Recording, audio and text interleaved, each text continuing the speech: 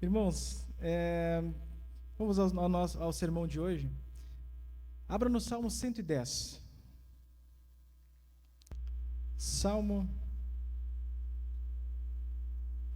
110. O sermão está quentinho, terminei agora de manhã ele.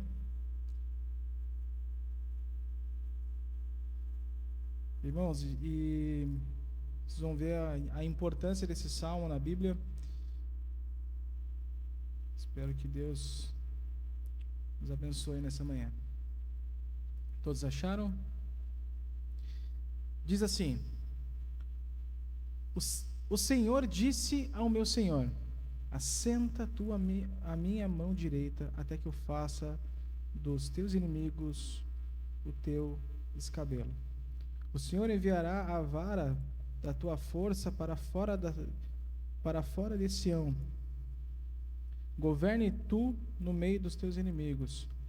Teu povo estará se voluntariando no dia do teu poder, nas belezas da santidade, desde o útero da manhã, tu tens o orvalho da tua juventude. O Senhor jurou e não se arrependerá. Tu és sacerdote para sempre, segundo a ordem de Melquisedeque. O Senhor, a tua mão direita atingirá os reis no dia da sua ira. Ele julgará entre os pagãos e encherá os lugares com cadáveres. Ele ferirá as cabeças através de muitos países. Ele beberá do ribeiro no caminho, portanto ele levantará a cabeça. Amém? Vamos orar? Senhor nosso Deus, amado, santo, poderoso és tu. Pai, te peço, Pai, que nessa manhã o Senhor possa, apesar de mim, das minhas fraquezas, das minhas falhas, o Senhor possa abençoar a tua igreja, que tudo que venha a ser falado aqui, Senhor, seja para a tua honra, para a tua glória, para o teu louvor, é que eu te peço, em nome de Jesus. Amém. Irmãos, indo direto à introdução desse salmo, nos mostra que uma das maiores carências na igreja atual é uma falta de um entendimento e uma visão bíblica de quem Jesus é e o que ele está fazendo hoje. Vocês vão entender o que eu quero dizer com isso. Lá nos anos 90, tinha um slogan muito usado entre cristãos nas igrejas, que dizia: o que Jesus faria? A ideia principal dessa pergunta era encorajar os cristãos a se manterem firmes diante de questões éticas. Apesar desse slogan ter os seus benefícios, eu acredito que é uma outra questão fundamental, uma questão de relevância e importância para as nossas vidas que vem sendo ignorada, que é a questão, o que o Jesus está fazendo. E a resposta para essa pergunta, o que Jesus está fazendo, está completamente ligada à resposta à outra pergunta, de quem é Jesus. E note que eu não estou dizendo quem foi Jesus, mas quem é Jesus. Essa, sem sombra de dúvida, é a pergunta mais importante e crucial que alguém deve responder. A pergunta mais importante de nossas vidas não é com quem devemos nos casar, ou que profissão nós devemos seguir, ou como educar nossos filhos, tampouco que carro nós devemos comprar. Todas essas questões são secundárias, pois elas são ramificações da questão principal de quem é Jesus. A resposta para essa pergunta de quem é Jesus só pode ser encontrada onde? Na palavra de Deus. Nós precisamos das Escrituras, nós precisamos dela para iluminar os nossos olhos, para que nós possamos ver realmente quem é Jesus. E ao sabermos através da Bíblia quem Jesus é, nós descobrimos o que ele está fazendo. Pois quem ele é define o que ele faz. E o que Jesus está fazendo nesse exato momento é crucial e fundamental para a vida cristã. Deixa eu ajustar aqui.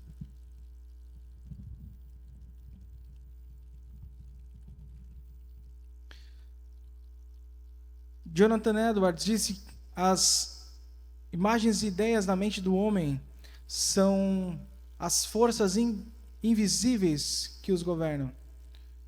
O que ele quis dizer é que seu pensamento controla a sua vida e as suas ações. Portanto, é crucial que nós tenhamos pensamentos corretos sobre quem é Cristo. Um pensamento e entendimento correto sobre Jesus vai transformar as nossas vidas. Ações, conversas, reações. Uma visão bíblica do atual reinado de Jesus traz conforto em meio a qualquer dificuldade em nossas vidas. O que precisamos é uma visão bíblica de Jesus, e não invenções humanas, que é o que nós vemos muito hoje em dia. Livros que se julgam cristãos, né? Quem lembra da cabana, né? Ou até mesmo em algumas pregações, que diz que nós somos o ponto fraco de Deus, que nós não precisamos disso. Essas bizarrices, elas distorcem completamente o Evangelho.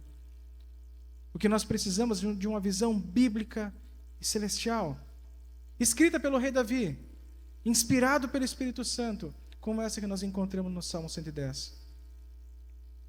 Então, que o Senhor possa abrir os nossos olhos para a gente contemplar Jesus através desse salmo. Que o que nós temos aqui, irmãos, esse salmo, uma gloriosa descrição do soberano Senhor Jesus.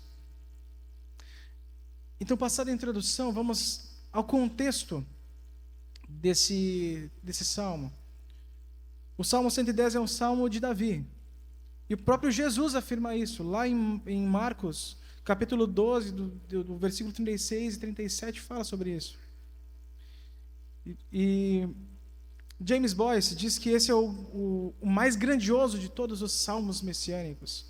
Nenhum outro salmo retrata de forma tão completa o ministério do nosso amado Senhor Jesus. Irmãos, na minha opinião, esse salmo não encontra um duplo cumprimento como a maioria dos outros salmos. Pois a descrição do rei sacerdote que esse salmo descreve só pode ser cumprida pelo Messias. Portanto, o Salmo 110 é um salmo que a gente chama de solos Christus, pois o cumprimento dessas palavras só pode ser encontrado no ministério de Jesus após a sua ascensão. O rei Davi, ele foi convidado por Deus para assistir essa entronização de um outro rei da sua linhagem. E de quem que ele está falando? Do próprio rei Jesus. Davi foi inspirado pelo Espírito Santo para ver, ouvir e escrever a ascensão e entronização de Jesus. O Salmo 110, no Novo Testamento, aparece inúmeras vezes. É o salmo favorito dos autores do Novo Testamento, sendo sempre citado com referência a Jesus. Ele linka o Antigo com o Novo Testamento. O versículo 1 desse salmo é citado mais de 25 vezes. O versículo 4 é citado por volta de 5 vezes. E sendo que esse verso é a base lá de Hebreus 5. Os autores do Novo Testamento citaram o Salmo 110 com frequência, pois ele declara o presente ministério de Jesus. A igreja primitiva amava esse Salmo 110, pois ele declara a soberania, a autoridade, majestade, o poderio de Jesus. Irmãos, que esse possa se tornar também um dos nossos salmos favoritos. Indo para a divisão desse texto, basicamente ele está dividido em 2 oráculos, 2 partes. O primeiro, do versículo 1 ao 3, fala sobre a soberania, o senhorio e o reinado de Jesus, o poderoso rei. E do versículo 4 a 7 fala sobre o sacerdócio de Jesus, o perfeito sacerdote. Então vem esse duplo cumprimento, esse dupla função, rei e sacerdote. Então, começando a primeira parte do nosso sermão, Jesus, o poderoso rei, ele começa com essa impressionante declaração de Davi: o Senhor disse ao meu Senhor. Parece confuso. O Senhor? Como assim o Senhor disse ao meu Senhor? A palavra hebraica para esse primeiro Senhor é Yahvé. É o nome que Deus revelou a Moisés lá no Êxodo. É o nome do Deus Todo-Poderoso, Criador dos céus e da terra. O imutável, perfeito, bondoso, justo, único Deus verdadeiro.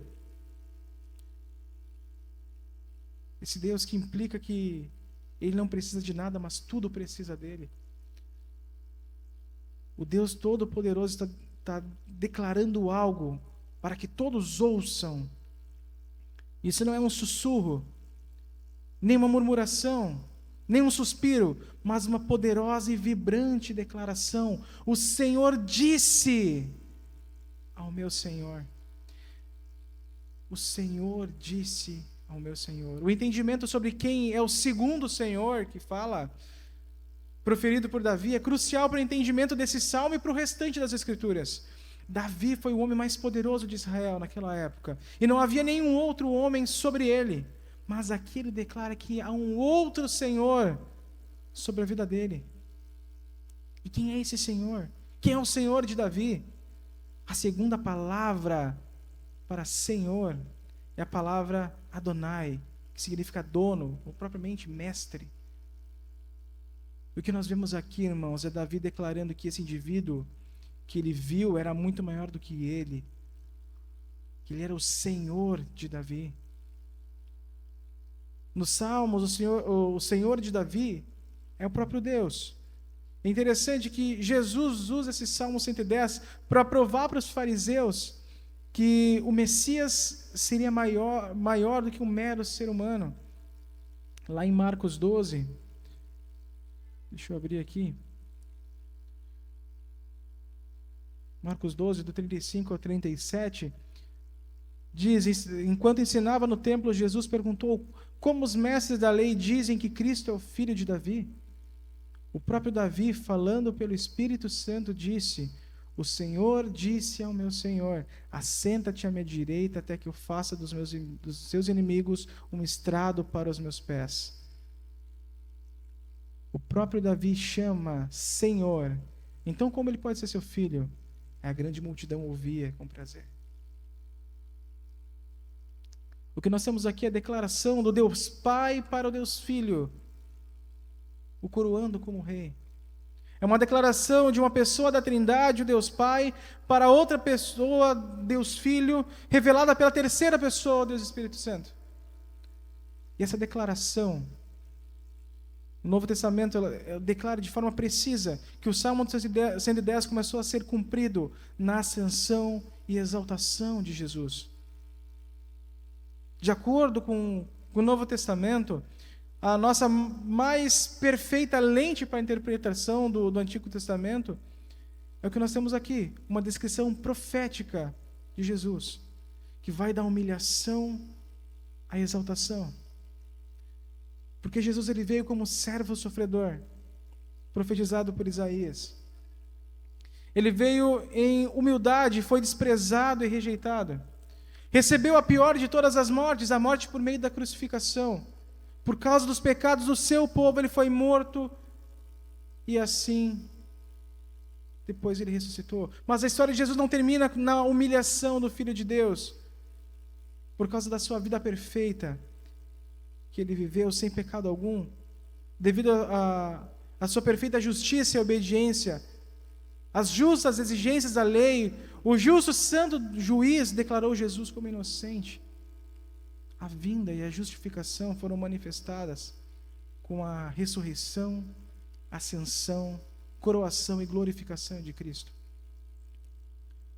Irmãos, a cruz e o túmulo estão vazios, mas o trono está ocupado. Jesus venceu a morte e hoje reina. O profeta Daniel teve uma visão dessa ocasião em que Jesus seria glorificado. Se você abrir, pode anotar para você abrir em casa, você vai fazer vai corroborar com o texto, irmãos. Daniel 7, do 9 ao 14. Ele viu alguém como filho do homem recebendo autoridade, poder e domínio.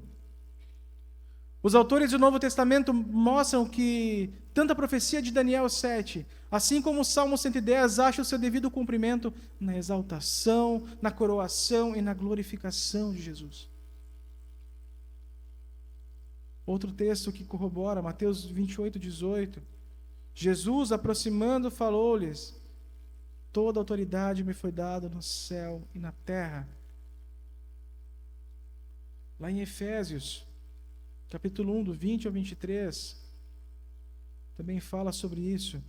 Acima de todo principado e potestade, poder e domínio, e de todo nome que se possa referir, não só no presente século, mas também no vindouro. Atos 5, 30, também fala sobre isso. O Deus de nossos pais ressuscitou a Jesus, a quem vós, majestades, pendurando no madeiro. Deus, porém, com sua destra, exaltou o príncipe e salvador, a fim de conceder a Israel o arrependimento e remissão dos pecados. Filipenses 2, do 8 ao 11. E achado na forma de homem, humilhou-se a si mesmo, sendo obediente até a morte, morte de cruz. Pelo que também Deus o exaltou soberanamente, lhe deu um nome que é sobre todo nome. E para que ao nome de Jesus se dobre todo o joelho dos que estão na terra, nos céus, na terra e debaixo na terra, e toda a língua confesse que Jesus é o Senhor, para a glória de Deus Pai. Depois de toda aquela humilhação, veio a exaltação e a glorificação. E as nuvens que representam a carruagem divina vieram, levaram para um palácio eterno. E assim o Salmo 24 também foi cumprido na exaltação de Jesus. Os portais eternos foram abertos para a entrada daquele que havia sido rejeitado e humilhado pelos homens. Jesus, com as vestes marcadas pelo seu sangue santo, marchou para o Santíssimo Lugar com toda a autoridade e foi recebido na glória pelo seu Pai, que recebeu para coroá-lo como Senhor dos senhores, como Rei dos reis, e até hoje ele reina. Irmãos, olha a grandeza de Jesus, olha a majestade de Jesus. Gandhi não subiu aos céus, Buda também não, Maomé não foi glorificado, Allan Kardec não foi exaltado, nem um papa da Igreja Católica também não estão assentados à direita de Deus. Napoleão, Stalin, Hitler, nenhum deles estão no trono, que esse trono só é ocupado por uma pessoa, que é por Jesus. Agora nós entendemos porque esse salmo era tão querido pelos cristãos lá do primeiro século. Em meio a toda a perseguição, em meio a todo o sofrimento, em meio ao martírio, eles sabiam que Jesus e não César estava no verdadeiro trono. Agora, fazendo uma exposição de ponto a ponto desses versículos. Deixa eu abrir de novo aqui.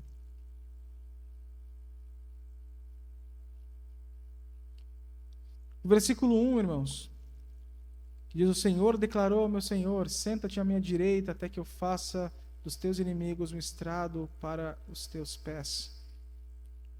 O comando para o Senhor Jesus assentar não tem nada a ver com cansaço. Na nossa cultura, hoje em dia, a pessoa que se assenta quando ela está cansada. Mas esse assentar ao trono demonstra triunfo e majestade. A imagem que nós temos aqui é de um rei que conquistou suas batalhas e agora pode se assentar soberanamente em seu trono e reinar com paz e majestade. As batalhas, as lutas, elas foram vencidas e conquistadas. Portanto, agora ele pode se assentar como vitorioso e triunfante rei. A parte B do versículo fala: senta-te à minha direita. Estar à destra do rei era a posição de maior honra, poder e status que alguém poderia obter. E mais do que isso, sentar à direita do rei implicava em compartilhar do reinado. Eles compartilhavam do reinado. nós podemos concluir então que a frase senta-te à minha direita não significa uma inatividade, uma preguiça, apatia, moleza, mas ao contrário, é uma imagem de Jesus reinando com poder e glória, de forma ativa, envolvido com tudo. E a parte C do versículo fala: até que eu faça dos teus inimigos um estrado para os teus pés. Irmãos, na época antiga, nos tempos antigos, os reis, muitos deles faziam imagens dos seus inimigos nos estrados. E o desenho dos inimigos no estrado simbolizava que esses inimigos estavam derrotados e abaixo dos pés deles. E como é linda essa poderosa imagem triunfante do vitorioso Jesus. O versículo 2, ele diz: o Senhor estenderá o teu cetro, o cetro do teu poder desde Sião. O cetro, ele é um símbolo de poder, de domínio e de autoridade. Os reis antigos, eles carregavam os cetros como uma demonstração de autoridade. A imagem que temos aqui é do Deus Pai e Deus Filho segurando o cetro juntos, exercendo poder e autoridade juntos. Essa é a verdade que encontramos na palavra de Deus. É que eles operam juntos em perfeita harmonia, porque eles são três, mas também são um. A vontade de Deus Pai jamais contradiz a do Filho, eles reinam e dominam em perfeita harmonia. E desde Sião, o versículo 2 fala, Sião, Jerusalém, era a cidade onde Davi reinava. E já apontava diretamente para Sião celestial, onde Deus reina.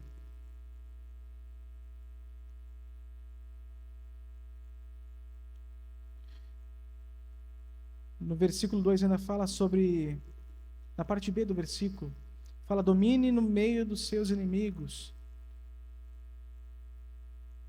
Deus Pai, o nosso Senhor, Ele comanda seu Filho, Jesus, a reinar, dominar no meio dos seus inimigos.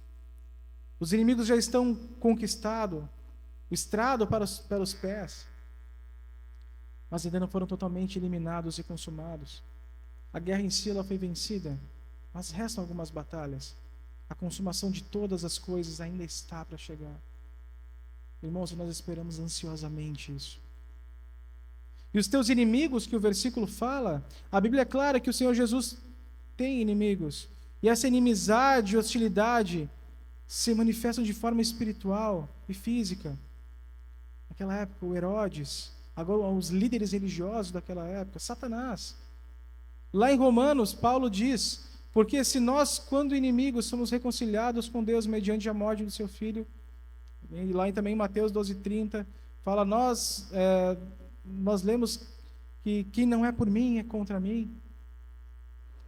Apesar de muitos, hoje em dia, pintar um Jesus dócil, que só pregava paz e amor, a verdade bíblica, Jesus primeiramente, ele era odiado pelos seus inimigos. Em Romanos 8:7 diz: portanto, a inclinação da carne é inimizade, hostilidade, alienação contra Deus, pois não é sujeita à lei de Deus, nem em verdade o pode ser. Irmãos, e como que Jesus está reinando no meio dos teus inimigos? Primeiramente, através do Espírito Santo. O livro de Atos, ele relata o reinado de Jesus por meio do Espírito Santo. Segundo, através do poder da sua palavra, que é proclamada, santificando e convertendo o povo. O cetro do poder, a espada do Espírito. Terceiro, respondendo às orações do seu povo. Quarto, convertendo pessoas. E quinto, através da providência divina. A providência é uma arma poderosa e majestosa do nosso Senhor. E é dessa mesma forma que a segunda petição da oração do nosso Senhor é cumprida e manifestada. O versículo 13, ele fala sobre a demonstração do poder de Jesus. Quando convocares as suas tropas, o teu povo se apresentará voluntariamente. No dia do teu poder, notemos, tem o Lucas, que é professor de português, ele sabe os pronomes possessivos. Jesus tem o seu povo e a sua tropa. E quem são eles? Deixa eu pegar aqui, que fugiu aqui, irmãos. E quem são eles? Quem são as tropas de Jesus? E quem é o seu povo? A igreja dele. Aqueles que o Pai deu para ele, e ele comprou com o seu próprio sangue. As tropas e o povo são dele. Pertencem a Jesus, porque essas pessoas foram dadas pelo Pai, compradas com o seu próprio sangue. Ele não pede a nenhum dos seus soldados, nenhum indivíduo do seu povo. Ele não perde. Esses pronomes possessivos, tuas e teu, que aparece, eles proclamam a gloriosa doutrina da preservação dos santos, ou perseverança dos santos. Se você foi comprado pelo sangue de Jesus, você pertence a Ele. Não há ninguém mais forte e nada mais poderoso do que esse Senhor. O versículo 13 ainda fala que o teu povo se apresentará voluntariamente no dia do teu poder. A pregação do Evangelho, juntamente com a obra regeneradora do Espírito Santo, faz com que aqueles que antes eram inimigos de Deus, agora se apresentem voluntariamente diante dele. Que também no dia do teu poder, a pessoa só pode se oferecer a Jesus quando ele, o grande rei, convoca aquela pessoa. E isso é uma referência ao dia do poder do Espírito Santo, quando ele regenera o pecador, quando ele concede novos olhos para ver, novos ouvidos para ouvir, pernas para andar até Jesus. Essa é a maravilhosa doutrina da graça irresistível, ou graça triunfante. No dia do poder de Jesus, o pecador ele vem correndo para ele e se oferece voluntariamente. Vocês lembram o que aconteceu com Paulo? Um exemplo claro. A pessoa se apresentará voluntariamente. Oferta voluntária. Pessoa verdadeiramente convertida. Ela tem uma vontade árdua de se apresentar de forma voluntária como um sacrifício santo e vivo ao Senhor. E voluntariamente, ou seja, não há apelo, não há música para trazer uma pessoa até Cristo, não há fundo musical para deixar as coisas mais bonitas. É voluntariamente. Não há necessidade da pessoa ser pressionada por pais, líderes da igreja ou pelos irmãos em Cristo para servir, pois a mente e o coração já foram regenerados. E como consequência, há um impulso natural de se apresentar a serviço de Cristo, servindo a igreja, a família da fé. Você não se apresenta para receber. Você não é uma oferta, não oferta para ser servido, mas para servir. E ainda mais a palavra tropas, que fala no versículo, implica, né, nessa linguagem militar, na qual todo soldado tem que servir. O soldado está sob o comando do seu senhor. Não há espaço para um soldado preguiçoso. O soldado ele acorda cedo e se apresenta com prontidão para servir da forma que o superior lhe impõe, e não da forma que ele deseja. Pelo menos é que é para ser assim nos exércitos, né? No exército de Cristo tem que ser. O versículo 13 ainda fala sobre trajando vestes santas. Ou seja, existe um padrão para se aproximar desse santo rei. O cristão não se apresenta do jeito que ele mesmo deseja, mas do jeito que o rei impõe. E quando a gente fala isso, não está falando de vestes físicas, irmãos. Os trapos de justiça devem ser trocados pelas vestes de santidade de Jesus. Esse é o uniforme que o santo Senhor Jesus concede ao seu povo. Isso fala de pessoas que se dedicam ao Senhor Jesus com mente, ou seja, os pensamentos, com mãos, as próprias ações, e também santas, consagradas ao Senhor. E fica aquela pergunta: você tem vestido essas vestes? Há santidade no seu olhar, no seu falar, no seu agir? Seus olhos têm sido consagrados ao Senhor, a sua boca, as suas palavras, seus pensamentos? Aquele versículo de Romanos 12, 1 ou 2, fala: rogo-vos, pois, irmãos, pelas misericórdias de Deus, que apresenteis o vosso corpo como sacrifício vivo, santo e agradável. Isso a Deus, que é o vosso culto racional. E não vos conformeis com esse século, mas transformai-vos pela renovação da vossa mente, para que experimenteis qual seja a boa, agradável e perfeita vontade de Deus. Você tem se oferecido como sacrifício voluntário? Você tem prestado um culto racional ao Senhor? O Senhor Jesus é realmente tão irresistível que você corre para Ele se oferecendo como sacrifício vivo e santo? As pessoas veem isso na sua vida?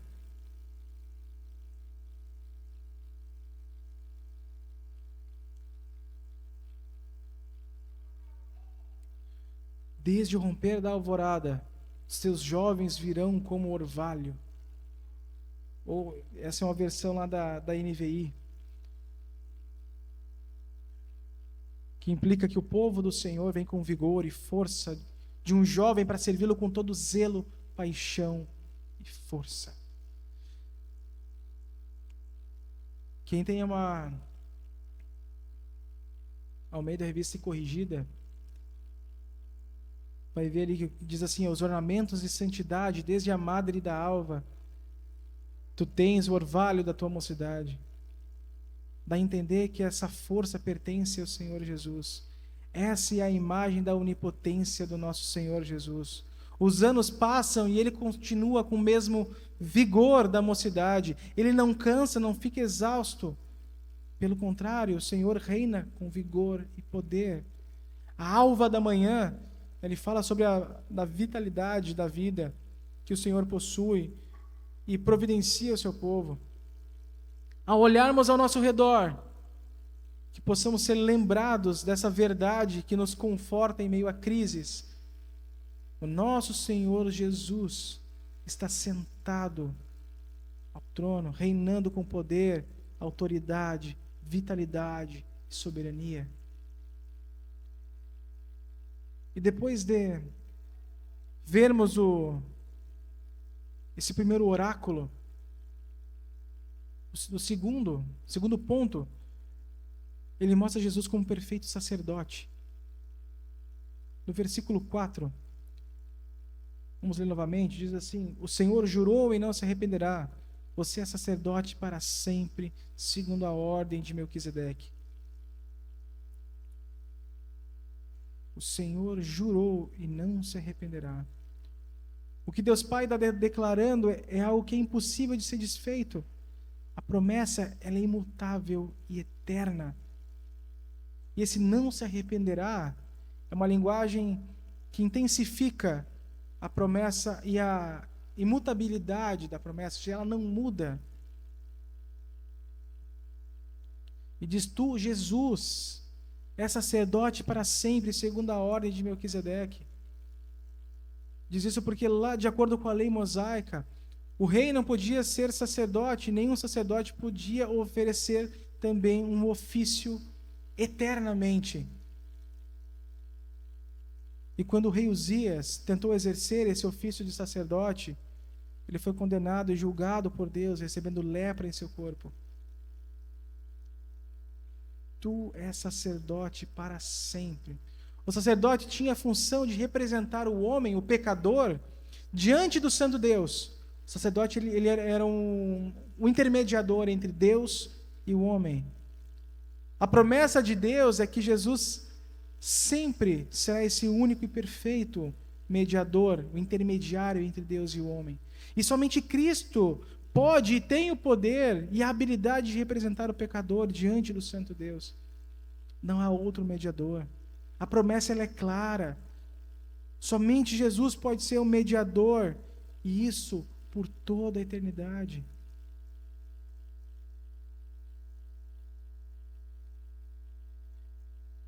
Quando olhamos para outras religiões, nós não vemos ninguém, nenhum Deus com D minúsculo, capaz de ser mediador entre Deus e homem. Somente Cristo. E esse duplo ofício era esperado que se cumprisse em quem? Somente no Messias. E segundo a ordem de Melquisedeque. Melquisedeque era um rei e sacerdote de Salém, lá em Jerusalém, nos tempos de Abraão. E o nome Melquisedeque significa rei de justiça, rei da justiça. Irmãos, ele apontava para Jesus, o verdadeiro rei da justiça, o perfeito rei e sacerdote. Os sacerdotes em Israel eram da ordem de Arão, os levitas, enquanto o Messias era esperado a vir da linhagem de Judá. Jesus cumpre os dois ofícios, pois ele é rei da ordem de Judá e sacerdote segundo a ordem de Melquisedeque. É isso que o texto declara. A função principal do sacerdote era interceder pelos homens e apresentá-los diante de Deus. Jesus, então, irmãos, ele é nosso sumo sacerdote. E em relação ao ministério sacerdotal de Jesus, ele tem alguns pontos. O primeiro, ele que providenciou o perfeito sacrifício. Se nós pegarmos ponto a ponto lá de Hebreus, a gente vai ver essa grandioso sacrifício, o perfeito sacrifício. Hebreus 2, 17 e 18 fala: por isso mesmo convinha que em todas as coisas se tornasse semelhante aos irmãos, para ser misericordioso e fiel sumo sacerdote nas coisas referentes a Deus e para fazer propiciação pelos pecados do povo. Pois naquilo ele mesmo sofreu, tendo sido tentado, é poderoso para socorrer os que são tentados. E além de providenciar um perfeito sacrifício, ele está providenciando misericórdia. Também lá em Hebreus, agora no capítulo 4, fala: porque não temos sumo sacerdote que não possa compadecer-se das nossas fraquezas, antes foi ele tentado em todas as coisas a nossa semelhança, mas sem pecado. Acheguemo-nos, portanto, confiadamente junto ao trono da graça, a fim de recebermos misericórdia e acharmos graça para socorro em ocasião oportuna. Como sacerdote, nosso Senhor Jesus está à direita de Deus, intercedendo pelo seu povo. Irmãos, e um outro versículo de Hebreus que fala, lá em Hebreus 7, do 23 ao 25, fala: ora, aqueles que são feitos sacerdotes em maior número porque são impedidos pela morte de continuar. Este, no entanto, porque continua para sempre, tem o seu sacerdócio imutável. Por isso também pode salvar totalmente os que por ele se chegam a Deus, vivendo sempre para interceder por eles. Irmãos, seus pais, um pastor, seus irmãos, qualquer pessoa, eles podem orar o quanto quiserem por você, mas se Jesus não for o seu grande intercessor, pereceremos. A certeza da nossa salvação está fundamentada e alicerçada no ministério sacerdotal de Jesus.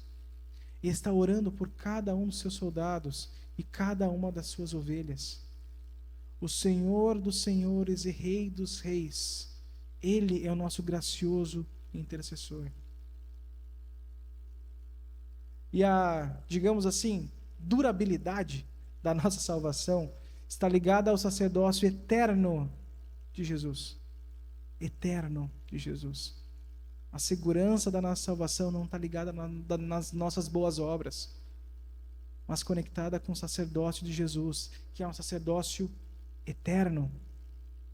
Em meio às dificuldades e acusações que encontramos em nossas vidas, nós podemos nos segurar nessa âncora firme e forte que nos assegura. Nós temos um sumo sacerdote eternamente misericordioso. O sacerdócio da ordem de Melquisedeque implica que Jesus é o rei sacerdote e, como rei, ele luta contra os inimigos e estabelece justiça. Versículo 5, ele fala: o Senhor está à tua direita. Essa frase significa que Deus Pai e Deus Filho estão reinando juntos, como eu disse. E estar à direita significa que ele está dando energia, força e segurança da vitória. Esmagará os reis no dia da tua ira. Irmãos, os reis representam os governantes, as autoridades que odeiam o evangelho e perseguem os seguidores de Jesus. E a palavra esmagará implica na absoluta autoridade de Jesus sobre qualquer governante.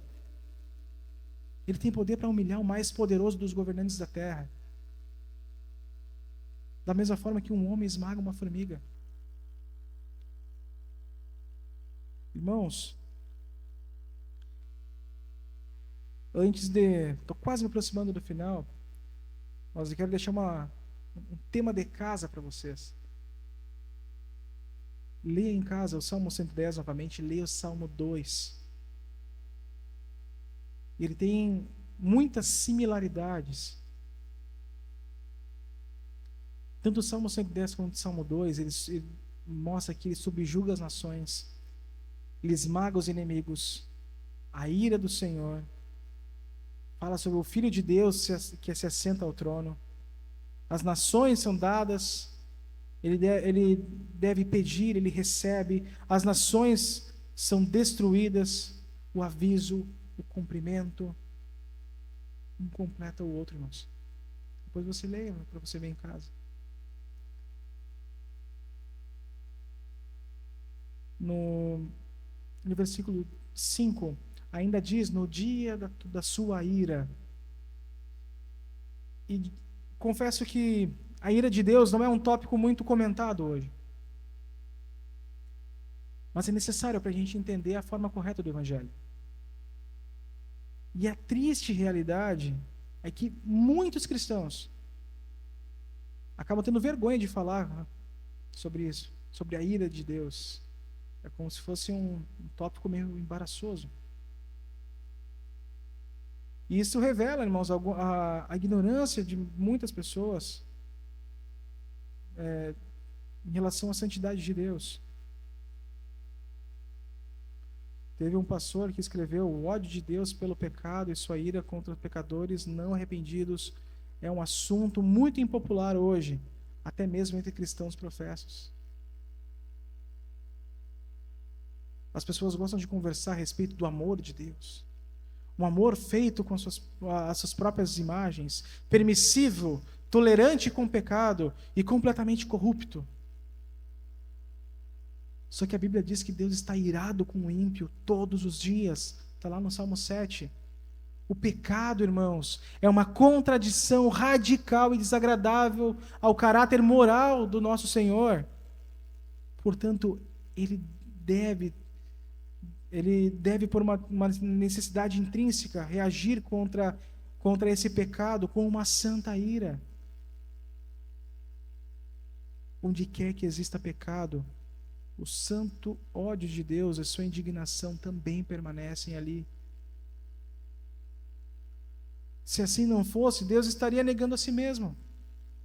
A santidade dele, retidão, a justiça, a verdade. Santidade, justiça e ira de Deus são enfatizadas na Escritura muito mais do que propriamente o atributo do amor de Deus. O Deus que nós devemos lidar é um Deus com um infinito ódio pelo pecado. Se nós não compreendemos o ódio de Deus pelo pecado, nunca nós iremos compreender a necessidade da cruz. Na nossa cultura pluralística, extremamente permissiva, o evangelho é ridicularizado, ignorado por pessoas que não têm entendimento da intensidade do pecado, o que o pecado causa. Muitos querem ouvir sobre o dia do poder do Senhor, mas se esquecem que também tem o dia da ira do Senhor. O aspecto presente da ira de Jesus, nós podemos presenciar a ira do Senhor, isso sendo derramado a sua justa e santa ira sobre todas as nações hoje em dia. Irmãos, imoralidade sexual, sensualidade, corrupção, homossexualidade, são demonstrações da ira de Jesus, que é demonstrada quando ele abandona as pessoas nos seus pecados. E é um aspecto futuro da ira de Jesus. Há um dia quando Jesus retornará para trazer a consumação do julgamento dos seus inimigos. E naquele dia, ele julgará e demonstrará também a sua santa ira contra os inimigos.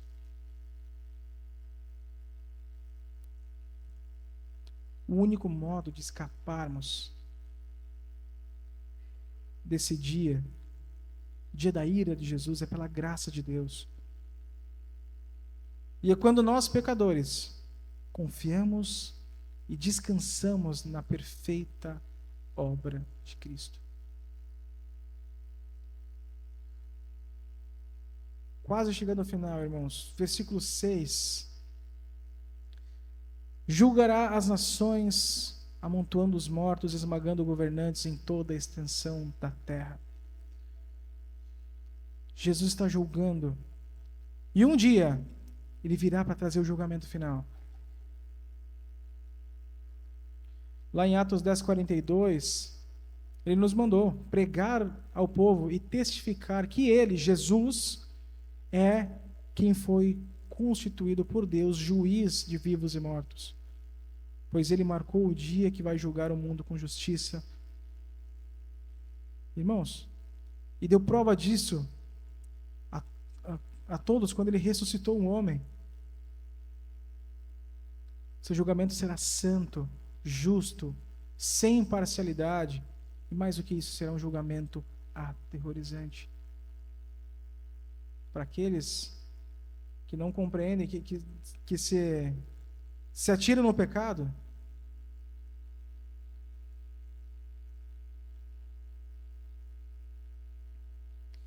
irmãos, e no versículo 7, diz: no caminho beberá de um ribeiro, e então erguerá a cabeça. A última imagem é da conquista e ousadia do rei Jesus. As cabeças dos inimigos foram esmagadas, mas ele tem a sua cabeça levantada como um glorioso conquistador. E faz alusão lá no Salmo 3, que diz: porém tu, Senhor, és o meu escudo, és a minha glória, que exaltas a minha cabeça. E agora sim, irmãos, concluindo, o Senhor Jesus está reinando. Ele tem toda a autoridade para salvar o pecador, santificar o seu povo, colocar pecadores em posições governamentais, além de ter poder para julgar nações. O mundo não está sendo reinado e governado por uma democracia, mas por meio de um só, Jesus Cristo. A igreja não é governada por meio da democracia, mas por meio do Senhor da igreja, que é Cristo. Ele é imbatível, insuperável, imutável. Spurgeon disse: a soberania de Deus deve ser o travesseiro no qual colocamos a nossa cabeça toda noite. Como cristãos, que nós possamos descansar sobre essa verdade imutável de que Jesus está reinando e reinará sobre toda a eternidade. Quando Estevão viu Jesus assentado, reinando, ele sorriu diante da morte. E como nós precisamos dessa visão celestial de Jesus reinando sobre tudo, irmãos. Lá em Atos 7, dos 54 ao 60, mostra essa história de Estevão. E ouvindo eles isso, enfureceram-se no seu coração e rilhavam os dentes contra ele. Mas Estevão, cheio do Espírito Santo, fitou os olhos ao céu e viu a glória de Deus. E Jesus que estava à sua direita, e disse: Eis que vejo os céus abertos e o Filho do Homem em pé à destra de Deus. Eles, porém, clamando em alta voz, taparam os ouvidos e unânimes arremeteram contra ele, e lançando-o fora da cidade, o apedrejaram. As testemunhas deixaram as suas vestes aos pés de um jovem chamado Saulo, e apedrejavam Estevão, que invocava e dizia: Senhor Jesus, recebe o meu espírito. Ajoelhando-se, clamou em alta voz: Senhor, não lhe imputes esse pecado. E com essas palavras, ele adormeceu. Irmão, Estevão adormeceu descansando com sua cabeça firmemente na soberania de Jesus e na certeza da salvação, por meio da obra e intercessão desse fiel sumo sacerdote. Que essa descrição de Jesus possa ser uma âncora que nos prende em meio às tempestades que encontramos nesse mundo, afetado e infectado pelo pecado, em meio a crises financeiras, políticas, econômicas, familiares e naturais, que nós possamos descansar na soberania de Cristo. Como não jogar nossas coroas aos pés desse poderoso Rei? Como não servir esse perfeito Senhor e sacerdote? Que toda glória, toda honra seja dada ao nosso Senhor Jesus. Amém.